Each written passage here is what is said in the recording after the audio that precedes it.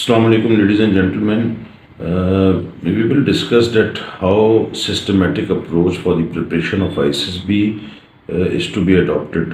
जब ISSB की तैयारी कर रहे हों तो किस चीज़ पे ज़्यादा फोकस करें, कौन सा टास्क जो है वो इम्पोर्टेंट हैं, कौन से जो टास्क हैं वो इम्प्रेशन क्रिएट करते हैं और कौन से टास्क ऐसे हैं कि उस पर बंदा तैयारी तो करनी चाहिए बट ये कि उनके अच्छा ना होने से ना कोई ज़्यादा फ़र्क नहीं पड़ता. Although all task are very important, all task are being judged thoroughly by the selectors, लेकिन इम्प्रेशन आप कहाँ से क्रिएट करते हैं, चीज़ को ये देखने की ज़रूरत है. जो आपके इनिशियल जो शुरू के टास्क हैं, चाहे GTO के हैं, चाहे डिप्टी प्रेसिडेंट का है, चाहे साइक के हैं, ये बड़े इंपॉर्टेंट टास्क होते हैं. शुरू के जो टास्क है, शुरू के टास्क में साइक के तो एक डिफरेंट खाता है कि आप चीज़ें कर रहे हैं, और साइक की मैंने वीडियो भी बनाई हुई है कि साइक में क्या क्या चीज़ें वो चेक करते हैं. But coming to this GTO task, अब GTO टास्क में देखें, जब आप अपनी तैयारी करें, always try to focus on your lecturette, on your vocal capability, on your vocalness, on your speech, on your talks, that how you are going to deliver your point of view, your talk, your speech, your lecturate, कैसे आप उसको करते हैं. क्योंकि ये जो lecturate होता है GTO का, उससे it is your solo appearance, आपकी सिंगल अपीयरेंस आती है, you are being judged at that through out.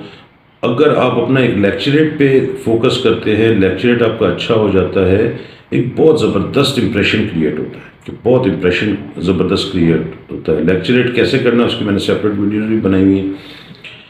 तो जब आप अपनी कहीं भी तैयारी कर रहे हैं, किसी एकेडमी में कर रहे हैं या कर रहे हैं, तो लेक्चरेट, एंड उस लेक्चरेट में आपकी जो लॉजिकल थिंकिंग है और logical approach to the topic है उसको रखते हैं. आपकी वॉइस, आपके स्टैंडिंग पोजीशन, आपका डिलीवरी पोजीशन, आपका पॉइंट ऑफ व्यू, जिस तरह आप डिलीवर कर रहे हैं, अगर आपका लेक्चरेट अच्छा होता है.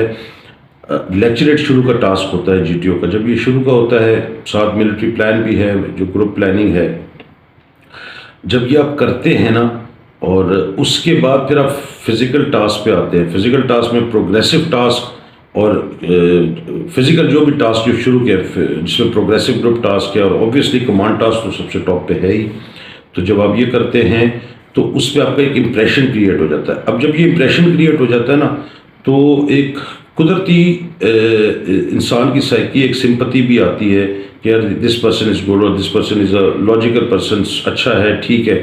अब उसके बाद अगर वो अच्छा होता है तो आपके जो ये इंडिविजुअल ऑब्स्टेकल, जिसमें रस्सा चढ़ना और ये मंकी ब्रिज और जो भी आगे हैं, ये अगर आपके ढीले भी पड़ जाते हैं ना, तो एक इम्प्रेशन क्रिएट हो जाता है. इम्प्रेशन क्रिएट हो जाता है और लड़का पास हो जाता है. First impression is always a last impression. तो जो फर्स्ट इंप्रेशन आपके जो शुरू के टास्क है उन पे ध्यान दिया ज़्यादा, सब पे देना है, सब पे टास्क पे देना है, बट इंप्रेशन क्रिएट हो जाते हैं और इसका नतीजा भी निकलता है. You must have seen in the ISSB, और लोगों से बातचीत भी आपकी हुई होगी कि लोगों के लेक्चरेट और ये चीज़ें, शुरू की चीज़ें अच्छी नहीं होती और वो इंडिविजुअल ऑब्स्टेकल 12-12, 14-14 कर लेते हैं, but ultimately they are fail हो जाते हैं. नॉट रिकमेंडेशन आ जाती है, क्योंकि फिज़िकली जो आप कहना कि फिज़िकली तो बहुत अच्छा, ठीक है लड़का, लेकिन जो बोलने में सही नहीं था, फर्स्ट इंप्रेशन अच्छा नहीं बना हुआ, और उसके बाद वो इंडिविजुअल ऑब्स्टेकल चाहे रस्सा 4 दफ़ा कर ले, चाहे जंपे लगा ले और चीज़ें कर ले, नहीं उसका पास नहीं होते. और ऐसे लड़के भी होते हैं जो आप देखते हैं कि उनके लेक्चरेट अच्छे का मतलब है कि एक मीडियोकर से एवरेज लड़का है. प्रोग्रेसिव टास्क में भी उसकी एक नॉर्मल सी और अच्छी परफॉर्मेंस है, नॉर्मल परफॉर्मेंस है, एवरेज परफॉर्मेंस है, अबव एवरेज परफॉर्मेंस है या नॉर्मल परफॉर्मेंस है. और उसके बाद इंडिविजुअल ऑब्स्टेकल्स पे अगर वो गया है, उसने 4-5 भी किए हैं, 5-6 भी किए हैं, पासिंग नंबर मिल गए हैं, बस ठीक है, पास हो गया, डेट इज़ ओके. इतनी रिक्वायरमेंट है. कोई उनको बंदर तो नहीं चाहिए, उनको कोई एथलेटिक कॉम्पिटिशन तो नहीं करवाना उन्होंने कि वो तो मेंटल स्टेट को चेक करते हैं, एक सिंपैथी भी आ जाती है. इसी तरह डिप्टी प्रेसिडेंट के आप उसमें आए, तो अगर group discussion, again group discussion is your vocalness, is your vocab, is your जो स्पीकिंग कैपेबिलिटी है आपकी बोलने की, ग्रुप में हैंडलिंग ऑफ द टॉपिक है, ग्रुप को सुनना है, ग्रुप में बोलना है, ग्रुप में आई कांटेक्ट रखना है, और अपना पॉइंट ऑफ व्यू देना है, दूसरे का पॉइंट ऑफ व्यू सुनना है. You have a very good ears also and you have a very good tongue also. So if both the things are good and you are good listener also, you have a good speaker also, you are talking, तो वहाँ से एक deputy president का क्या impression create होना चाहिए. ये सारी हम मफरूजात पे बात कर रहे हैं, इंसान की साइकी को समझते हुए बात कर रहे हैं. वहाँ से एक इम्प्रेशन क्रिएट होना चाहिए कि दिस पर्सन इज स्टेबल है, मेंटल भी स्टेबल है, ग्रुप का बंदा है, अच्छा बंदा है, बातचीत कर सकता है, बातचीत सुन सकता है, अपना पॉइंट ऑफ व्यू देता है, दूसरे का पॉइंट ऑफ व्यू खंदा पेशानी से सुनता है.